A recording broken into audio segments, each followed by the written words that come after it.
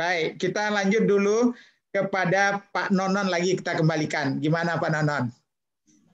Nanti bersiap-siap Pak Herman dan kemudian Pak Nofrial. Silakan Pak Nonon. Kita bisa membandingkan Sumatera Barat itu dengan Sumatera Selatan. Pak Alek itu pernah ngomong saya, Pak Raseno, kampung saya, Sumatera Selatan itu tidak ada apa-apanya dengan Sumatera Barat. Sumatera Barat itu semuanya ada. Kampung saya cuma ada empek-empek. Yang kemarin Pak Rasa resmikan ya, empek apa yang luar biasa besarnya dipromosikan.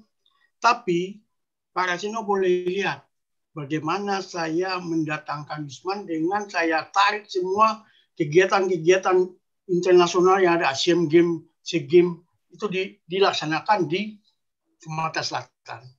Nah, saya berharap nanti gubernur yang akan datang itu harus punya inovasi dan tadi dibilang harus komitmen. Komitmennya di mana? Kita lihat anggaran pariwisata itu berapa tiap tahunnya. Kalau anggarannya cuma ya seadanya, ya pariwisatanya juga tidak akan pernah maju karena pariwisata itu dimulai dari pemerintah dulu. Jalan, semua fasilitas itu yang membangun adalah pemerintah. Nah, ke depan bagaimana pariwisata Sumatera Barat, pimpinannya, kepala dinasnya harus jemput bola ke kantor Kementerian Pariwisata ataupun Bappenas dan ke sana. Jadi jangan kita nunggu bola, harus jemput bola. Jadi itu yang membuat pariwisata Sumatera Selatan, Banyuwangi. Banyuwangi itu yang namanya Pak Zuarnas itu tiap bulan tuh ke ruangan saya Pak waktu saya di Asdep. Pak Rasino apalagi yang saya buat. Satu lagi ada di kota kita yang bagus itu yang di Sawalunto Pak Amran, Pak Amran. Amran itu luar biasa Pak.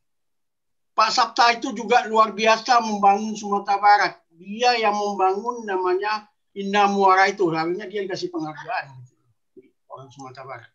Jadi itu yang bisa saya sampaikan. Semoga ke depan komitmen itu yang tadi disampaikan itu benar-benar dijalankan. Makasih Pak. Terima kasih Pak Nonon.